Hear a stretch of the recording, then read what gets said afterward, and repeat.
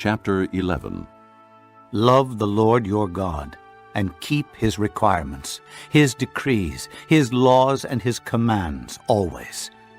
Remember today that your children were not the ones who saw and experienced the discipline of the Lord your God, his majesty, his mighty hand, his outstretched arm, the signs he performed and the things he did in the heart of Egypt, both to Pharaoh, king of Egypt, and to his whole country, what he did to the Egyptian army, to its horses and chariots, how he overwhelmed them with the waters of the Red Sea as they were pursuing you, and how the Lord brought lasting ruin on them.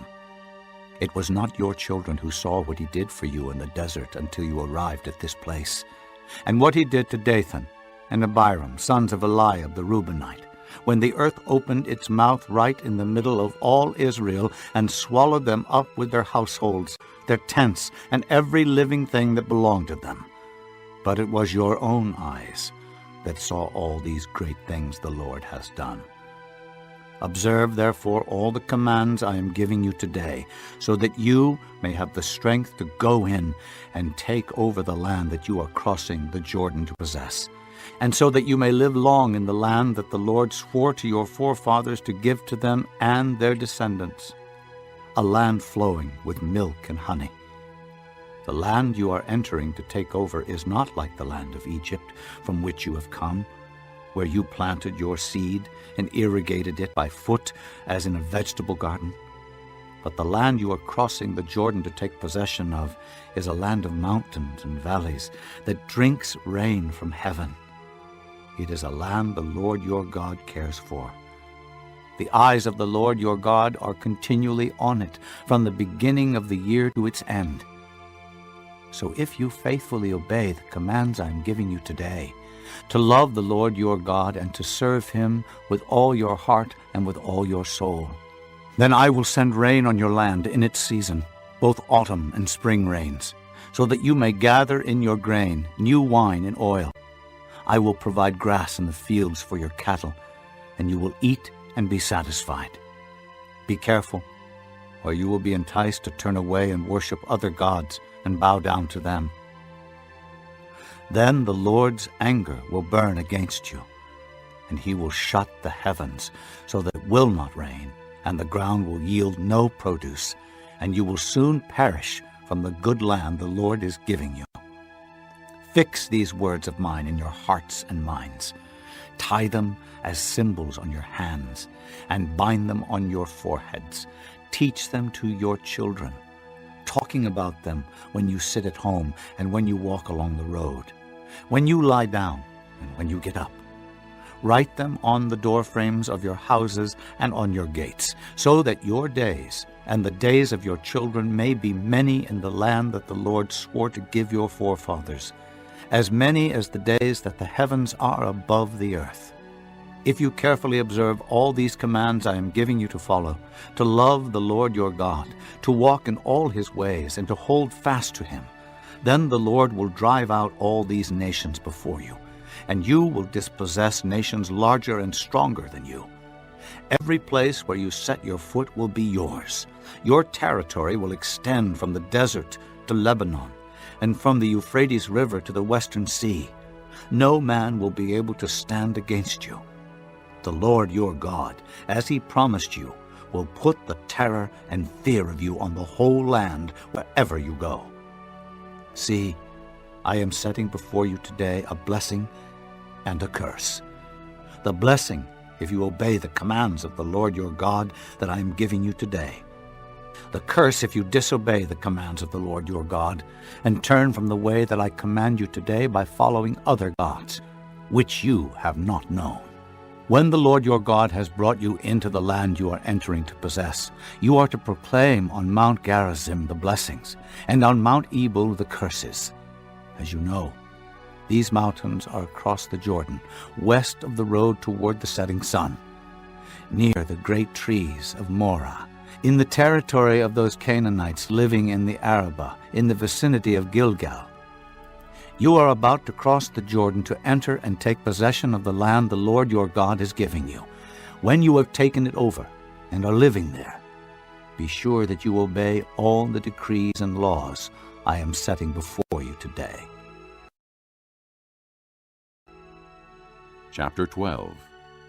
These are the decrees and laws you must be careful to follow in the land that the Lord, the God of your fathers, has given you to possess, as long as you live in the land. Destroy completely all the places on the high mountains, and on the hills, and under every spreading tree where the nations you are dispossessing worship their gods. Break down their altars, smash their sacred stones, and burn their Asherah poles in the fire. Cut down the idols of their gods, and wipe out their names from those places. You must not worship the Lord your God in their way, but you are to seek the place the Lord your God will choose from among all your tribes to put his name there for his dwelling. To that place you must go. There bring your burnt offerings and sacrifices, your tithes and special gifts, what you have vowed to give, and your free will offerings, and the firstborn of your herds and flocks. There, in the presence of the Lord your God, you and your families shall eat, and shall rejoice in everything you have put your hand to, because the Lord your God has blessed you. You are not to do as we do here today, everyone as he sees fit, since you have not yet reached the resting place, and the inheritance the Lord your God is giving you. But you will cross the Jordan, and settle in the land the Lord your God is giving you as an inheritance, and he will give you rest from all your enemies around you, so that you will live in safety. Then to the place the Lord your God will choose as a dwelling for his name, there you are to bring everything I command you, your burnt offerings and sacrifices, your tithes and special gifts, and all the choice possessions you have vowed to the Lord. And there rejoice before the Lord your God, you, your sons and daughters, your menservants and maidservants, and the Levites from your towns, who have no allotment or inheritance of their own. Be careful not to sacrifice your burnt offerings anywhere you please. Offer them only at the place the Lord will choose in one of your tribes, and there observe everything I command you. Nevertheless, you may slaughter your animals in any of your towns and eat as much of the meat as you want, as if it were gazelle or deer, according to the blessing the Lord your God gives you. Both the ceremonially unclean and the clean may eat it. But you must not eat the blood. Pour it out on the ground like water. You must not eat in your own towns the tithe of your grain and new wine and oil, or the firstborn of your herds and flocks, or whatever you have vowed to give, or your freewill offerings or special gifts. Instead, you are to eat them in the presence of the Lord your God at the place the Lord your God will choose. You, your sons and daughters, your menservants and maidservants, and the Levites from your towns, and you are to rejoice before the Lord your God in everything you put your hand to. Be careful not to neglect the Levites as long as you live in your land. When the Lord your God has enlarged your territory as he promised you, and you crave meat and say, I would like some meat, then you may eat as much of it as you want. If the place where the Lord your God chooses to put his name is too far away from you, you may slaughter animals from the herds and flocks the Lord has given you, as I have commanded you. And in your own towns you may eat as much of them as you want. Eat them as you would gazelle or deer. Both the ceremonially unclean and the clean may eat. But be sure you do not eat the blood, because the blood is the life, and you must not eat the life with the meat. You must not eat the blood. Pour it out on the ground like water. Do not eat it, so that it may go well with you and your children after you, because you will be doing what is right in the eyes of the Lord. But take your consecrated things, and whatever you have vowed to give, and go to the place the Lord will choose. Present your burnt offerings on the altar of the Lord your God, both the meat and the blood. The blood of your sacrifices must be poured beside the altar of the Lord your God, but you may eat the meat. Be careful to obey all these regulations I am giving you, so that it may always go well with you and your children after you, because you will be doing what is good and right in the eyes of the Lord your God. The Lord your God will cut off before you the nations you are about to invade and dispossess.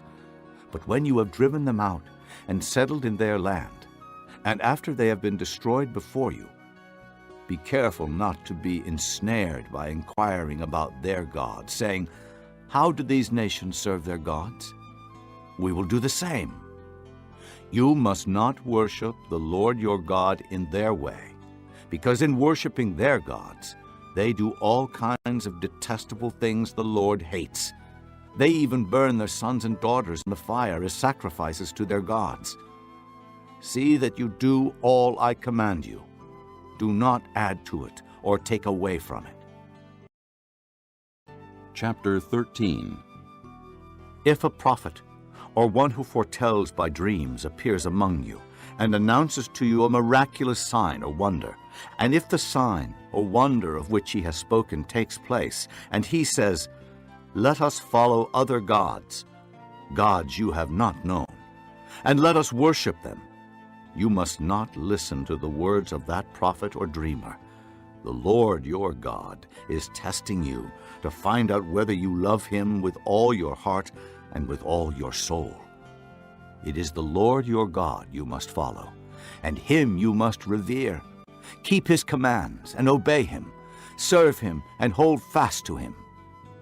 That prophet or dreamer must be put to death, because he preached rebellion against the Lord your God, who brought you out of Egypt and redeemed you from the land of slavery. He has tried to turn you from the way the Lord your God commanded you to follow. You must purge the evil from among you.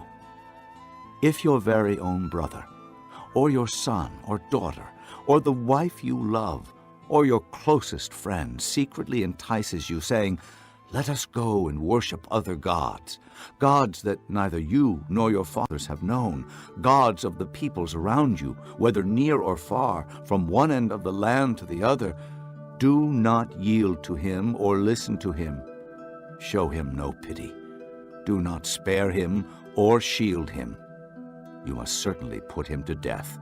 Your hand must be the first in putting him to death, and then the hands of all the people. Stone him to death, because he tried to turn you away from the Lord your God, who brought you out of Egypt, out of the land of slavery. Then all Israel will hear and be afraid, and no one among you will do such an evil thing again.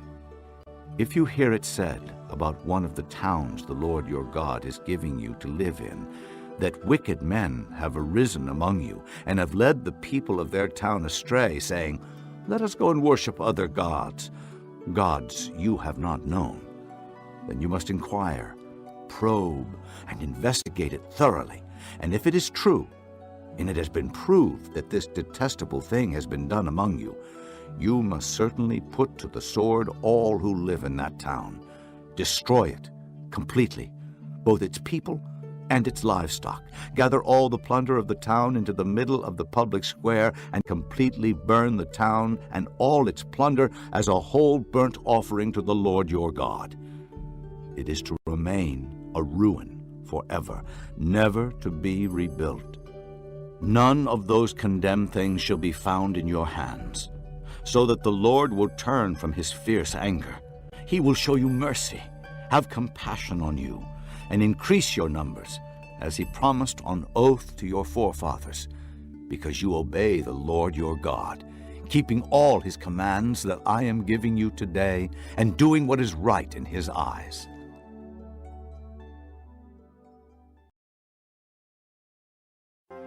Chapter 12. He then began to speak to them in parables. A man planted a vineyard. He put a wall around it, dug a pit for the winepress, and built a watchtower. Then he rented the vineyard to some farmers and went away on a journey. At harvest time, he sent a servant to the tenants to collect from them some of the fruit of the vineyard. But they seized him, beat him, and sent him away empty-handed. Then he sent another servant to them. They struck this man on the head and treated him shamefully. He sent still another, and that one they killed. He sent many others. Some of them they beat, others they killed.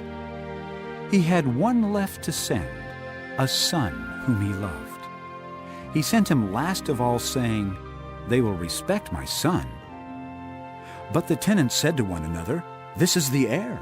Come, let's kill him, and the inheritance will be ours. So they took him and killed him, and threw him out of the vineyard. What then will the owner of the vineyard do? He will come and kill those tenants and give the vineyard to others. Haven't you read this scripture? The stone the builders rejected has become the capstone. The Lord has done this, and it is marvelous in our eyes. Then they looked for a way to arrest him, because they knew he had spoken the parable against them. But they were afraid of the crowd, so they left him and went away. Later, they sent some of the Pharisees and the Herodians to Jesus to catch him in his words. They came to him and said, Teacher, we know you are a man of integrity. You aren't swayed by men because you pay no attention to who they are. But you teach the way of God in accordance with the truth. Is it right to pay taxes to Caesar or not? Should we pay or shouldn't we? But Jesus knew their hypocrisy. Why are you trying to trap me? He asked. Bring me a denarius and let me look at it. They brought the coin, and he asked them, Whose portrait is this, and whose inscription? Caesar's, they replied. Then Jesus said to them, Give to Caesar what is Caesar's, and to God what is God's. And they were amazed at him. Then the Sadducees, who say there is no resurrection, came to him with a question. Teacher, They said, Moses wrote for us that if a man's brother dies and leaves a wife but no children, the man must marry the widow and have children for his brother. Now there were 7 brothers. The first one married and died without leaving any children. The second one married the widow, but he also died, leaving no child. It was the same with the third. In fact, none of the 7 left any children. Last of all, the woman died too. At the resurrection, whose wife will she be, since the 7 were married to her? Jesus replied, Are you not in error because you do not know the Scriptures or the power of God? When the dead rise, they will neither marry nor be given in marriage. They will be like the angels in heaven. Now, about the dead rising. Have you not read in the book of Moses, in the account of the bush, how God said to him, I am the God of Abraham, the God of Isaac, and the God of Jacob? He is not the God of the dead, but of the living. You are badly mistaken.